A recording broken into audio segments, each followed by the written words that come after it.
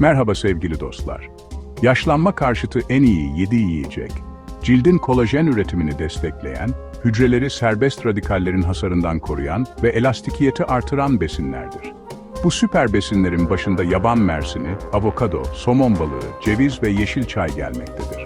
Yaş almakla kalmayıp daha iyi yaşlanmak istiyorsanız bu önerilere kulak vermelisiniz.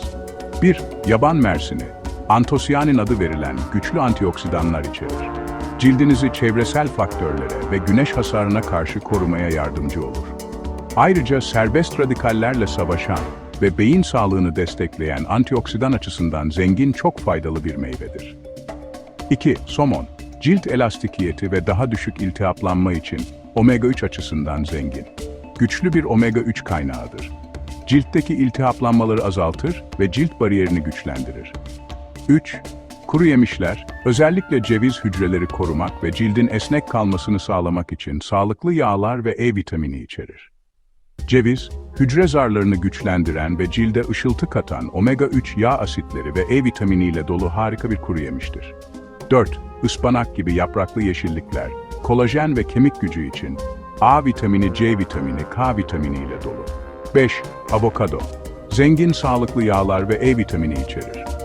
Cildin nem dengesini ve elastikiyetini artırarak pürüzsüzleşmesini destekler.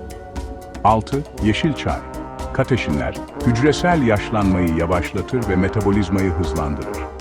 Ayrıca içerdiği polifenoller sayesinde hücreleri yaşlanmaya karşı korur ve cildin genel görünümünü iyileştirir. 7. Canlı kültürlü yoğurt, bağırsak sağlığı, daha iyi bağışıklık ve daha temiz cilt demektir. Küçük değişiklikler, büyük getiriler, en iyi sonuçlar için bunları düzenli olarak tüketmeye dikkat edin. Ayrıca su için ve her gün hareket edin. Daha sağlıklı yaşlanmak için beslenme programınıza mutlaka bu yiyecekleri dahil edin. Siz ne düşünüyorsunuz? Görüşlerinizi yorumlarda bize yazın. Videoyu beğendiyseniz beğenip sevdiklerinizle paylaşmayı ve kanalımıza abone olmayı unutmayınız. Sevgiyle kalın.